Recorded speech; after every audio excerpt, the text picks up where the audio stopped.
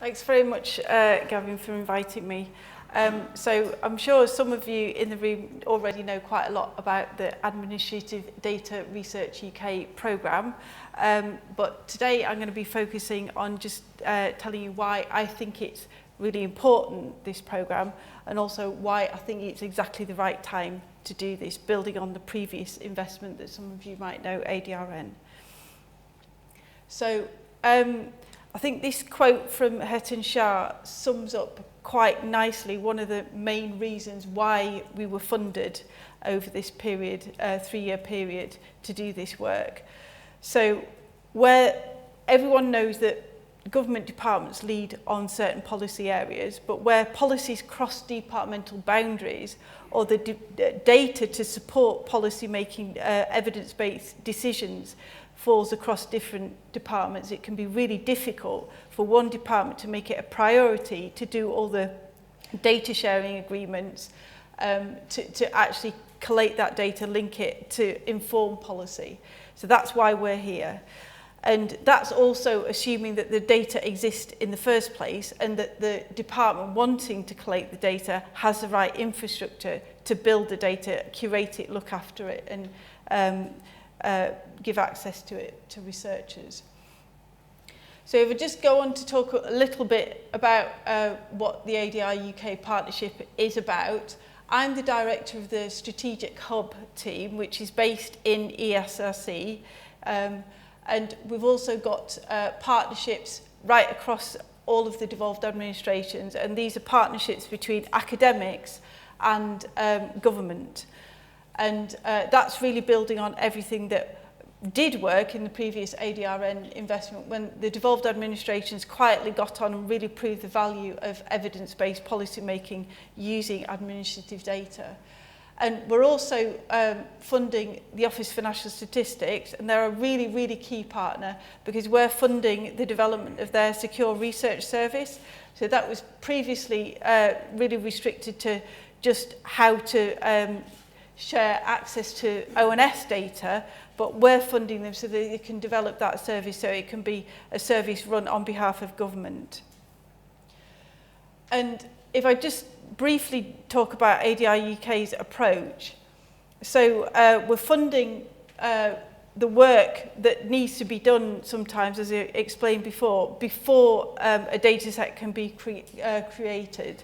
And if we go back to the June Data Bites event, Yvonne Gallagher from the National Audit Office summed this up really nicely because she said many departments are working with operational systems that were never designed to output data for research that could be linked to other data sets. So we're all assuming that this data exists and can be linked, but actually that's not always the case. So I'll give you a really good example of where we're working with a department to solve that kind of problem. And as well as providing secure research access services right across the UK for projects that support the public good, we're also funding research that's designed to inform policy. And this is specifically at the moment just restricted to a few demonstrator projects where it's government telling us that this project needs to happen. They want to link up with researchers to do it. But as more data sets become available, we are hoping to be able to do open calls so that researchers more widely can bid for this type of work. But fundamentally, we're about the curation of new linked data sets that have a life beyond just one project or one researcher. Now, this quote from the National Audit Office kind of sums up quite nicely the level of ambition across ADR UK. We know we can't do this across all policy areas and for every administrative data stream within this investment period, but we hope, I think the time's right for us to be able to do this in a few key areas because we've got the Digital Economy Act now providing the permissive legal gateway, we've got the infrastructure across the UK to allow it to happen, and we've also crucially got the vision in key areas of government. So some of you will recognise this as an image that kind of summarises the 5 safes which allow government to make good decisions about use of data. I'm not going to go into this because that would be a whole presentation in itself, but this is there to remind me to tell you these are the principles that we're working to right across the partnership, right across the UK. And this is really important because not only does it give government departments reassurance that we're handling data safely, but it's also something that academic researchers and researchers more widely understand, and crucially the public as well. So when I talk about data sharing, we are only promoting data sharing between government departments and the Office for National Statistics and the devolved administrations. We're not talking about data sharing with researchers. So if you think about this in terms of a lending library, where a librarian has to let a book go out of the building and then they've got no idea who's reading that book as soon as it goes out of the building, we're talking about a reading library where the person comes to the library to read and that material never goes out of the building in that form. And that's the type of service that this 5 Safes allows us to build. So we've got a lot of different themes of work that we're building up in the course of this investment. Some of these are building on what happened in the previous investment, and some of those are brand new. And I'll just briefly talk about a couple of those examples now. So we're linking, working with the Department for Education and ONS to link census data to educational attainment data, and these are examples of 2 data sets that already have a really good body of knowledge built up around them that have supported policy development and wider research. And by linking them together, we hope that that can be strengthened through better understanding of the interplay between homes, households and educational attainment.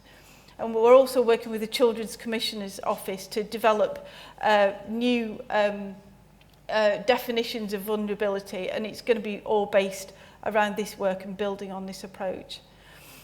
Now, very exciting, today we signed an agreement with the Ministry of Justice for them to do some methodological work to understand whether they can link data across different parts of the justice system, so civil, family and criminal, because they're in this situation where they've got 30 or 40 different administrative data feeds that can't easily be linked. And there's an awful lot of really useful understanding for the Ministry of Justice about how people move through these systems that they could do if they had access to this type of data.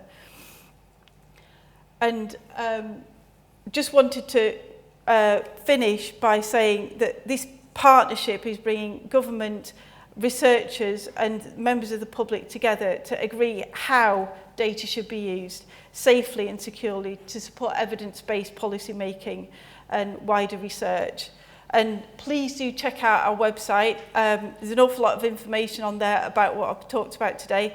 We released our first annual report today. There's a copy on the website as well. It's right up to date. And if you'd like to follow us on Twitter or the website, the addresses are there. Thank you very much.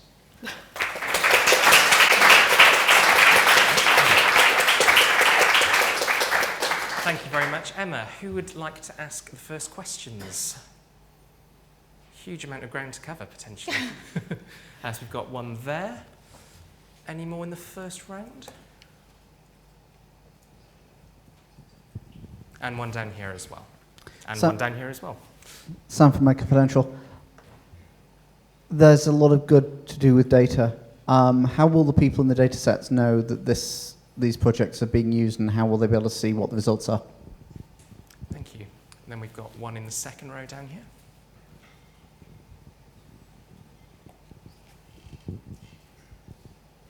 Luke Stamborough, civil servant. As a data scientist in government, I think what you're doing is really important. So my question is really, what are the things that I can do to make your job easier? Right. And we've got one final question on the second row on the other side as well. Hi, Shabir from Cabinet Office. So I think you briefly mentioned the Ministry of Justice, and you've got a signed agreement, and I think you talked about the different data sets that the Ministry of Justice has across different administrative areas. Could you maybe perhaps give us an example of the kind of questions you'd be able to answer or ask based on the Ministry of Justice and those data sets? Thanks. Thank you. Right, thanks very much for that. So Sam, really good question about how members of the public are going to be involved in this work. We are about to launch a big piece of work about public engagement, and we're not just doing that in isolation ourselves. So building on the previous investment, the devolved administrations already have public panels that they test their work on them before they go ahead. And we're also working with the other research councils around how to get really informed advice from the public about how to take this work forward. And just to make sure that everyone understands, when we talk about data linkage and what researchers will be able to access, everything that is available to researchers in the Secure Research Service, all the identifiers are already stripped out. And basically, it's against the law to then try and re-identify an individual from that data to go back. So we're not interested in ADR UK about funding the operational use of data to go back to individuals. This is all about looking at population level data to be able to inform policies. But I hope that covers. No, it doesn't. Okay. Well, I'm sure we can talk later about that. But yeah, really like to hear your views on that, and definitely carry on the conversation. Lewis, you wanted to know what would make my job easier. So I think, in my experience, trying to do this work it's about, my job is about engaging government departments when they're really busy doing, delivering policies, delivering services, all the rest of it, to demonstrate the value of this type of work. And if there's people within departments that kind of understand that, then, it's really good to be able to work with those people to kind of come at it from both sides. And that's really the Ministry of Justice project that I'm talking about. That's been a collaboration really over the last 9 months about building up that kind of trust and understanding about what's possible and how the ONS system works, how people develop it. So it's really building that level of understanding up across government. And I'm already doing a lot of that, but anything that you can help, spread the word basically. And now we've got a website that's live, it's much easier, and that's, then you've got something to point to kind of introduce what we're doing. And Shabir, you had a good question about Ministry of Justice and what types of questions they'd be able to answer. So it's exploratory work to start with, but the way it was explained to me when we were having our first initial conversations with Ministry of Justice was that ideally the situation that they'd really like to be able to get to in kind of 3 years' time is to be able to track how individuals end up coming to the justice systems. And there's evidence in the academic literature that it's not just a kind of random scattering of people coming to different parts of the justice system across the population. There's evidence that somebody might not have touched any part of the justice system for their whole lives, and then one bad thing happens, they lose a job or something, and then that triggers a whole other series of events, which means suddenly they're touching on loads of different parts of the justice system. So if they lose a job, they get divorced, they go bankrupt, they get in trouble with the criminal law. And if you can just avoid that first event, or another part of government, provide better services to make sure that all those terrible things don't happen, then that's helping those individuals, that cohort of people, but it's also helping the taxpayer as well, because then you're not just trying to sort of deal with the aftermath of all these bad things happening. But Ministry of Justice genuinely want to know. At the moment, all these administrative data systems aren't linked, so you have no idea whether it's the same people coming through different parts of the justice system or the same or different people. But does that answer your question? Thank you. And we've got 2 minutes left. Next set of questions. It's been quite a gender imbalance in the questioners so far. So there's a lady here, a lady at the back, and then the gentleman at a couple of rows in front as well. Angela Pober from the Pensions Dashboard, part of the DWP. Have you thought about working with the previous presenter? Because if you did your job properly, he wouldn't have to do his. No. Right at the back.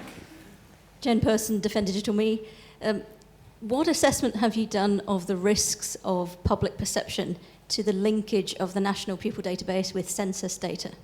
And I ask that because you mentioned operational use of data, and whilst the ADR does not use it for operational reasons, there are significant concerns in the education sector about the operational uses of the National Pupil Database, and they pose a significant threat to you. Thank you. And the gentleman right behind you, Freddie, there, very quickly. Sam Gregory from PwC. So kind of akin to the question before, is there a need for government departments to become better at creating more similar data standards across departments, so they're more collaborated and aligned for when you guys can do your work in a much more kind of feasible manner? Thank you. So it's 30 seconds for that. So Angela first, absolutely. I was thinking the same thing. So that's a yes. To the public perception, I know exactly what you're talking about. And I agree this is a risk to our programme. If people don't understand, a department may do things with data for operational reasons that we would never condone for research reasons, and the 5 Says kind of protects us that researchers coming to us and using ONS's services can't do that type of work. But I absolutely agree, and that's part of the public panels and the public engagement work that we're setting off, so that there's a better understanding about that, not just in the public but also in government, because a lot of our conversations start in government with, they want to build an operational database, and we're like, no, we're not going anywhere near that. We're only, in the business of funding research and supporting research. And the final one, Sam, better data standards. I think this links to this is a big part of ONS's role in their kind of statistics role, and I know they are doing a lot of work around this. That would obviously help, but with some of the systems where the data just can't physically be linked and it's not in a fit state to be researchable at the moment, it's almost a kind of step before that.